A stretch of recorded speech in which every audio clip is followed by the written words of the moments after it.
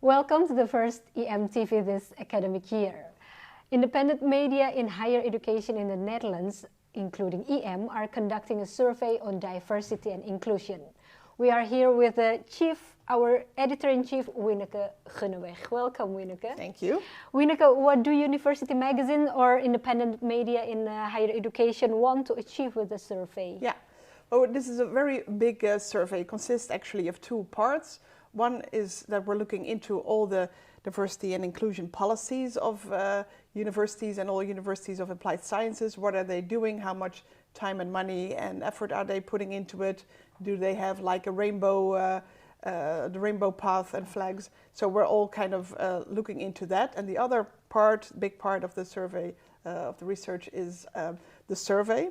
So by the end of this week, actually, we're sending out a survey to actually, in the Netherlands, 500,000 people working and studying in higher education, so universities and universities of applied sciences.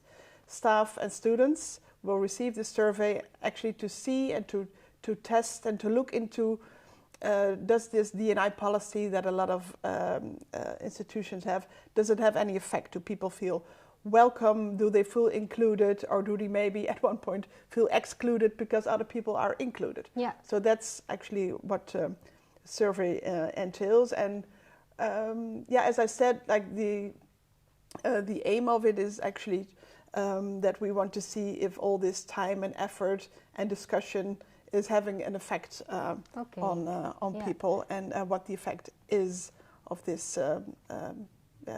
Of all these policies. Yeah. Yeah, but we're talking about diversity and inclusion. Maybe we should start with ourselves.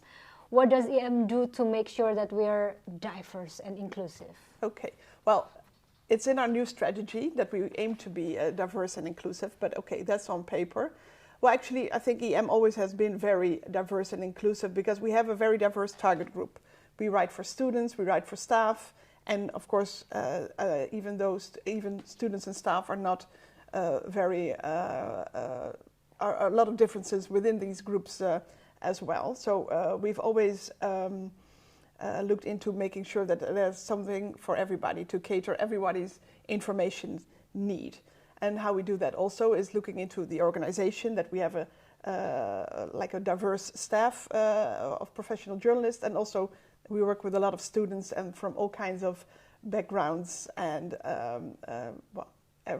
as diverse and inclusive we try to be. And actually at this moment we're looking for an international editor to also get that perspective into our professional team at the moment. And another thing that we're doing is that we're going to do somewhere next month a small course training on inclusive journalism to see where our blind spots are, because even we're a small group, so you don't have all the views within your team. So we're trying to train ourselves to become as inclusive as we can. Yeah, and as University Magazine, of course, we want to be the place for debate in the academic community. Yeah. Also on this topic, of course. Yeah. And can you give an example of how we try to do that? Yeah.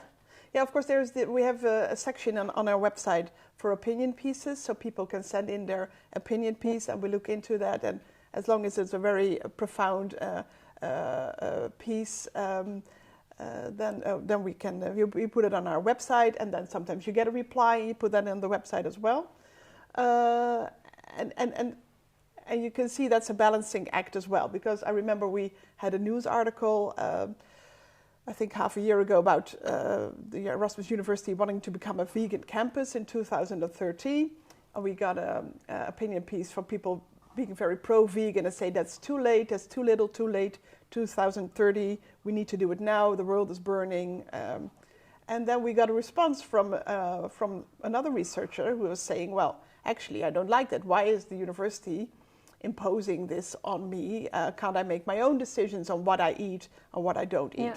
And then the people on the pro-vegan side got a little bit angry that we provided a platform for this dissent. But yeah, this is how we try to do the balancing act, different opinions, different views within a university, to give them all a fair space Okay. Yeah. And oh yeah, we also asked students what they thought about 4 statements related to diversity and inclusion. And here is what they had to say. Het is goed dat we een regenboogpad hebben op de campus. Helemaal mee eens. Omdat, ja, iedereen hoort erbij, maakt niet uit waar je bent. Absolutely, yes.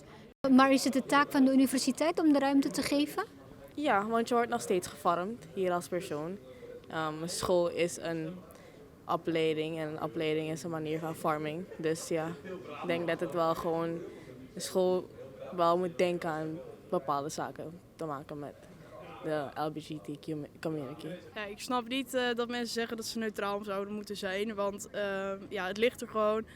LGBTQ die hebben wel gewoon minder rechten, zeg maar. Dus dan vind ik het raar dat mensen zeggen, ja, ze moeten toch neutraal blijven. Want het is nu juist aan het genormaliseerd aan het worden. En dit is toch wel een van de dingen die daarbij hoort. Thierry Baudet is niet welkom om een lezing te geven op de universiteit. Oneens. Ik denk dat iedereen een mogelijkheid moet hebben. Ik denk dat in principe iedereen welkom moet zijn om een lezing te geven, om een mening te laten zien. Ik ben het over het algemeen niet eens wat hij zegt, maar ik denk wel dat iedereen een plek moet hebben om te kunnen spreken. Ik denk dat het wel handig is als hij wel een keer hier een lezing zou houden, omdat ook dan studenten kunnen zien dat het eigenlijk nergens op slaat wat hij allemaal zegt. De universiteit is te links. Nee, ik denk dat je wel diverse meningen hier kan horen. Maar het ligt eraan met wie je omgaat. Want ik denk dat veel mensen ook wel het fijn vinden om in een eigen groep te blijven. En dan kan je dat soort ideeën makkelijk krijgen. Maar ik denk dat we best wel een breed perspectief van meningen hier kunnen vinden. Ik krijg niet echt per se een te linkse energie hiervan af, zeg maar. Of ik ben gewoon zelf ook nu, zonder dat ik het weet, extreem links, dat ik me gewoon thuis voel. Maar I mean, yeah. Yeah, I have a lot of friends who are from the left side, but so yeah, I maybe agree with that. De universiteit is te wit. Nou, ik denk ervan dat sommige andere universiteiten in Nederland dat we redelijk in ieder geval aan de niet-witte kant zijn. Ja, te wit, wat is te wit? Dat is, vind ik zelf heel lastig om te beantwoorden. Ik denk dat er altijd meer ruimte is voor meer kleur. Dat kan alleen maar goed zijn. Maar ja, te wit is een beetje een lastige stelling, vind ik. No, I don't agree with that because I have a lot of friends who are not white, so yeah. Yeah, same. My friends are mostly not white, and so I would say not, yeah. Niet ermee eens. Er zijn heel veel internationale studenten hier op school. Ik denk dat het gewoon ook te maken heeft met het land waarin je bent. Hoe is het dan met de boeken en met de docenten, met het studiemateriaal? Ik denk dat in programma's zeker wel ruimte is. Ik studeer zelf nu filosofie en ik merk dat het toch heel erg op de westerse filosofie en op de witte mensen toch wel gefocust is. Dus daar zou ik graag meer variatie in zien. het lijkt me sowieso interessant om het perspectieven van andere auteurs te bekijken. Maar als de docenten denken dat dit het beste is voor onze leermogelijkheden, nee, niet leermogelijkheden, onze groei zeg maar, tot de praktijk toe, zeg maar, dan ja, weet je, so be it dan.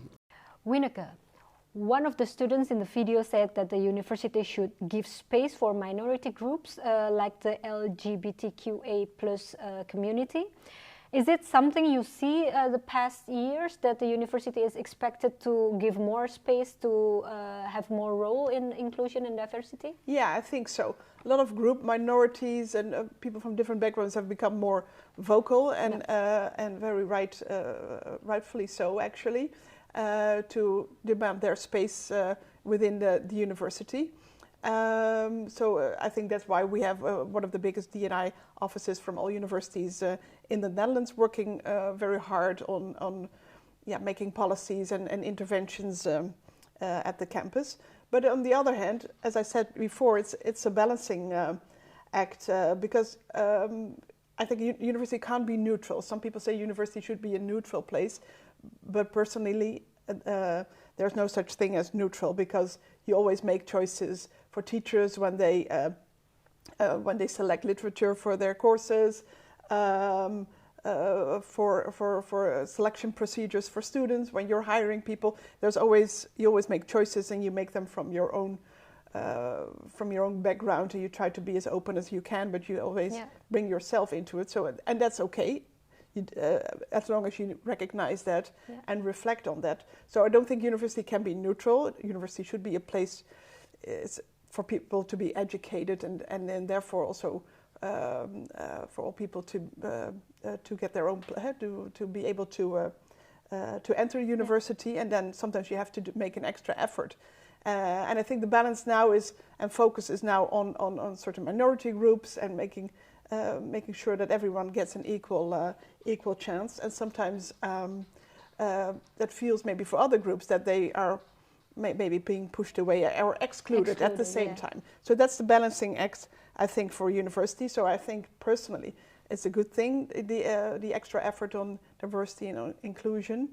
But then on the other hand, you always also should expect some sort of backlash and discussion, as we saw with the vegan campus discussion, and that was only about food and not even about the more difficult topics like gender issues, conservative views versus people being called woke. So that's it's a balancing act, I think. And how is the balancing act for EM? Because is EM inclusive enough for people who, let's say, don't agree with the existence of D&I office? Yeah, we try to really make room for these views as well, because I think a big part of university maybe is a little bit more conservative or a bit more anxious on what's happening in discussions and things that are changing at the moment. So I think as long as you, in opinion pieces or interviews, respect people, stick to the law, of course, and stay away from racist and sexist kind of views, I think we should be very inclusive in making a platform for all people. All people, yeah. Yes. Thank you for your time, Wieneke. And we are also curious about your opinion, so please take part in the survey. You can find it on our website, erasmusmagazine.nl. And we will close this episode with a poem from the campus poet Will Macon. The title is What a Way to Spend Time.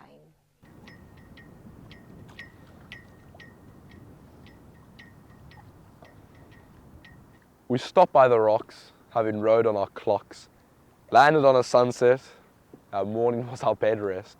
The town was truly ours, this time is all our own. So like the sea when floating hours, in that moment we were home. Oh, what a way had we spent our time. Landing on the shore with a crowd that has a roar, rowing without stopping to our ship that was still rocking. New faces were in sight as we were stringing up the sail, heaving with our might, catching our next whale. Oh, what a way were we spending our time.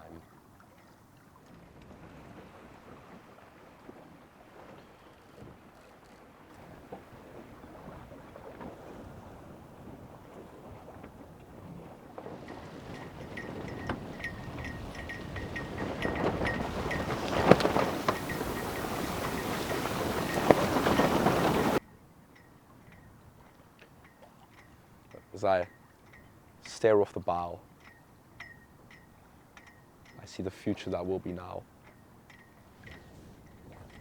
There's a grey that will arrive, and I know my heart will be deprived. Oh, my crew was silent with despair. The waves rocked all our ease. Oh, I'm kneeling in prayer. My God, this wind is not a breeze. Oh, what way will I spend my time? Thank you for watching. We will see you again next time.